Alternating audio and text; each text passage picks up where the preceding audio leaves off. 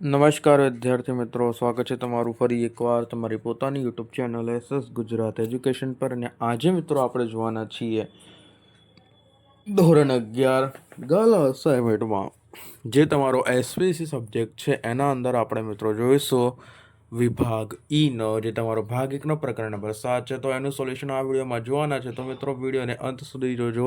Video ગમશે તો વિડીયોને લાઇક અને મિત્રો ચેનલને સબસ્ક્રાઈબ કરવાનું ભૂલતા નહીં. ઓકે, શરૂ કરીએ આપણો સોલ્યુશન. તે પહેલાં મિત્રો જણાવી દઉં, તમે જો આ સંપૂર્ણ ગાલા અસાઇનમેન્ટના સોલ્યુશનની પીડીએફ મેળવવા માંગતા હોય તો તમને મિત્રો જે સ્ક્રીન ઉપર મોબાઈલ નંબર આપેલો છે તેના પર કોલ કરી દેજો. સંપૂર્ણ ગાલા અસાઇનમેન્ટના સોલ્યુશનની પીડીએફ મિત્રો તમને માત્ર 150 રૂપિયામાં મળી જવાની છે. તો ફટાફટ કોલ કરીને આ ગાલા અસાઇનમેન્ટના સોલ્યુશનની મિત્રો પીડીએફ મેળવી લેજો. ઓકે, આગળ વાત કરીએ. ભાગ 1 પ્રકરણ 7, વ્યાપારમાં દાવા કે ફરિયાદની શક્યતા કયા સંજોગોમાં ઊભી થઈ શકે છે? વ્યાપારમાં દાવા કે ફરિયાદની જે શક્યતા છે એ કયા સંજોગોમાં ઊભી થઈ શકે છે? તો કે ઉત્તર લખવાનો. વ્યાપારમાં દાવા કે ફરિયાદની શક્યતા નીચેના સંજોગોમાં ઊભી થઈ શકે છે. એના અંદર લખવાનું, ઓર્ડર પ્રમાણેનો માલ સામાન મોકલવામાં વેપારી તરફથી વિલંબ થાય ત્યારે. પછી એનો સેકન્ડ આવે છે, મળેલા માલ સામાનના વજનમાં જથ્થામાં ઘટ પડે ત્યારે પણ આવું થાય છે. પછી હવે વેપારી તરફથી નમૂનાનું મુજબનો માલ સામાન ન મોકલતા ઉત્તરતી ગુણવત્તાવાળો માલ સામાન મોકલ્યો હોય ત્યારે પણ આવું થાય છે. ત્યારબાદ ઓર્ડરમાં દર્શાવેલ માલ સામાન કરતાં તદ્દન જુદી જ જાતનો માલ સામાન વેપારીએ મોકલ્યો હોય ત્યારે આવું થાય છે. ત્યારબાદ વેપારી તરફથી નમૂના મુજબનો માલ સામાન ન મોકલાતા ઉતરતી ગુણવત્તાવાળો માલ સામાન મોકલ્યો હોય ત્યારે ઓર્ડર દર્શાવેલ માલ સામાન કરતાં તદ્દન જુદો જ જાતનો માલ સામાન વેપારીએ મોકલ્યો હોય ત્યારે. પછી આવે છે, માલ સામાન વહન દરમિયાન અયોગ્ય પેકિંગના કારણે નુકસાન પહોંચ્યું હોય ત્યારે. પછી ઓર્ડર વખતે નક્કી થયેલ ભાવ અને ભરતીયા બિલમાં દર્શાવેલ ભાવ ફેરફાર જોવા મળે ત્યારે પણ આવું થાય છે ભાઈ. પછી વેપારીના કર્મચારી દ્વારા ગ્રાહક સાથે અપમાનજનક કે અસભ્ય વર્તન દાખવ્યું હોય ત્યારે. માલ સામાન ગંભીર નુકસાની હોય ત્યારે, માલ સામાન બગડેલો હોય ત્યારે ભાઈ.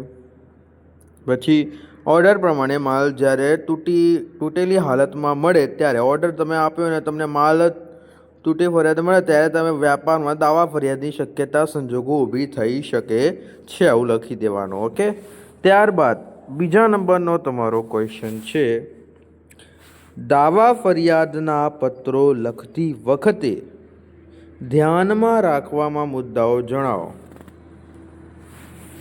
દાવા ફરિયાદની પત્રો લખતી વખતે ધ્યાનમાં રાખવાના મુદ્દાઓ જણાવો. તો એના અંદર લખવાનું પત્રની ભાષા. શું લખવાનું તમારે? પત્રની ભાષા સ્પષ્ટ હોવી જોઈએ. વિનમ્ર અને શું હોવું જોઈએ? સ્પષ્ટ હોવી જોઈએ પત્રની ભાષા. અસંતોષ અને સઘળી હકીકતો અને આંકડાકીય રજૂઆત કરવી. ઓર્ડર આપ્યા પત્રોનો સંદર્ભ આપો. દાવો સ્પષ્ટ હોવો જોઈએ. સમાધાન કે વળતર શક્ય હોય તો તેના વ્યાજબી સૂચનો કરવા.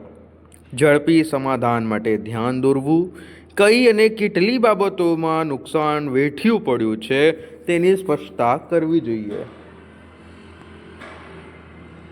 ત્યારબાદ સમાધાન કે વળતર માટે નિશ્ચિત સમયગાળો દર્શાવવો જોઈએ. સમાધાન માટે શું? નિશ્ચિત સમયગાળો દર્શાવવો જોઈએ.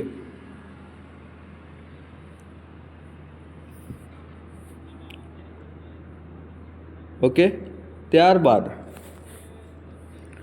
દાવા ફરિયાદની પટાવટના પત્રો લખતી વખતે ધ્યાનમાં રાખવાના મુદ્દાઓ જણાવો.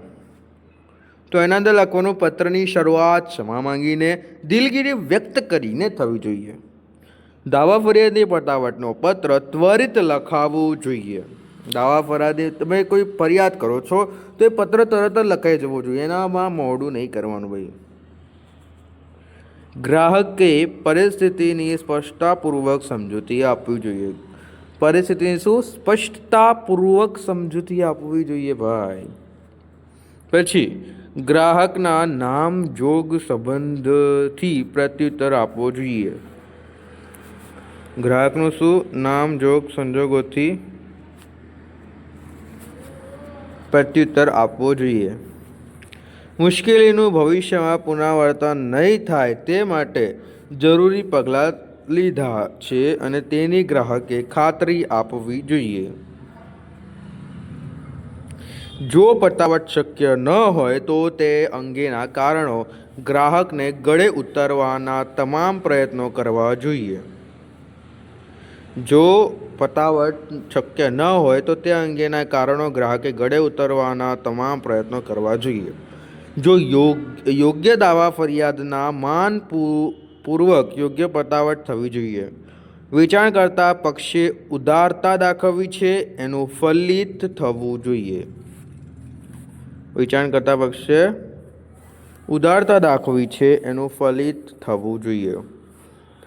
દાવા ફરિયાદની પતાવટના પત્રને ત્રણેક ભાગમાં વહેંચી શકાય. જેમ કે પહેલું છે ગ્રાહક સાચો હશે એમ માની દાવા ફરિયાદનો સ્વીકાર કરવો. ફરિયાદની હકીકત વ્યાજબી અને ન્યાયી હોય તો વળતર આપવું અને ફરિયાદને કશી દાદ ન આપવી. ગ્રાહક સાચો હશે એમ માની દાવા ફરિયાદનો સ્વીકાર કરવો. ફરિયાદની હકીકત વ્યાજબી અને ન્યાયી હોય તો વળતર આપવો. અને ત્રીજું છે મિત્રો ફરિયાદને કશી દાદ ન આપવી.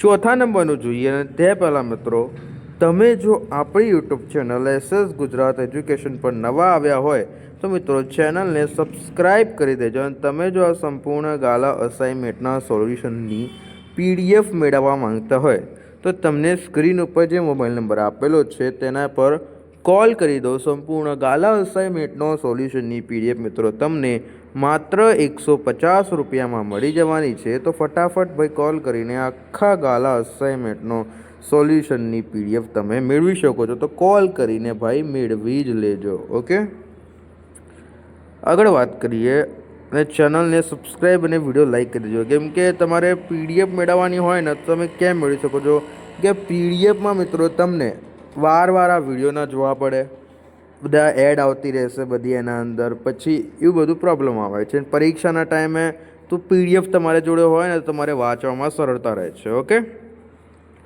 ત્યારબાદ ચોથું જોઈ લઈએ કયા કારણોસર ગ્રાહકે દાવા ફરિયાદના પત્રો લખવાની જરૂરિયાત ઊભી થાય છે. એવા કયા કારણોસર ગ્રાહકને દાવા ફરિયાદના પત્રો લખવાની જરૂરિયાત ઊભી થાય છે. ઓર્ડર પ્રમાણેનો માલ સામાન મોકલવામાં વેપારી વિલંબ કરે ત્યારે. ઓર્ડર પ્રમાણેનો માલ સામાન મોકલવામાં વેપારી વિલંબ કરે ત્યારે.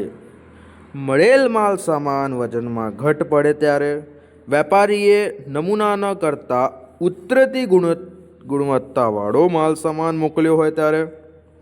મળેલ માલ સામાનના વજનમાં ઘટ પડીએ ત્યારે વેપારીએ નમૂના કરતાં ઉતરતી ગુણવત્તાવાળો માલ સામાન મોકલ્યો હોય ત્યારે. ઓર્ડર કરતાં તદ્દન જુદી જ જાતનો માલ સામાન મોકલ્યો હોય ત્યારે પણ ભાઈ આવું થાય છે. વહન દરમિયાન અયોગ્ય પેકિંગના કારણે માલ સામાન નુકસાન પહોંચ્યું હોય ત્યારે. ભરતીયા બિલમાં દર્શાવેલ ભાવ ફેરફાર જોવા મળે ત્યારે. ત્યારબાદ વેપારીના કર્મચારી દ્વારા અસભ્ય વર્તન દાખવ્યું હોય ત્યારે અને માલ સામાન નુકસાનની બગડેલો હોય તેમજ તૂટેલી હાલતમાં મળે ત્યારે. ઓકે, ત્યારબાદ મિત્રો પાંચમું જોઈશું દાવા ફરિયાદની પતાવટના પત્રના આગવા સિદ્ધાંતો કેટલા અને કયા કયા છે. દરેકની ટૂંકમાં સમજૂતી આપો. દાવા ફરિયાદની પતાવટના પત્રના આગવા સિદ્ધાંતો કેટલા અને કયા કયા છે દરેકની ટૂંકમાં સમજૂતી આપો. ફરિયાદોની પતાવટ બાબતે નીચેના આગવા સિદ્ધાંતો હોય છે, જેવા કે ગ્રાહક હંમેશા સાચો છે એવું માનવું જોઈએ, વ્યાજબી જાણતા દાવા અંગે યોગ્ય પતાવટ માન્ય રાખવી એવી નીતિ અપનાવવી જોઈએ, ગ્રાહક સાવધાનની નીતિ મુજબ ગ્રાહકે સંપૂર્ણ ચકાસણી કરી માલ સામાન ખરીદવો જોઈએ, ત્યારબાદ કોઈ પ્રકારની ફરિયાદો પાન આપવામાં ન આવે. જો કે પ્રકારની નીતિ વ્યાપાર જગત માટે ખતરારૂપ પુરાવા થઈ શકે છે. વિભાગ 2 એ આપણે જોઈશું નેક્સ્ટ વિડીયોમાં મિત્રો. આથી આપણો આ વિડીયો કમ્પ્લીટ થાય છે. વિડીયો ગમ્યો હશે તો વિડીયો લાઈક અને મિત્રો ચેનલને સબસ્ક્રાઈબ કરી દેજો. અને તમે જો આ સંપૂર્ણ ગાલા અસાઇનમેન્ટના સોલ્યુશનની PDF મેળવવા માંગતા હોય તો તમને મિત્રો સ્ક્રીન ઉપર મોબાઈલ નંબર દેખાઈ રહ્યો છે, તેના પર કોલ કરી દેજો.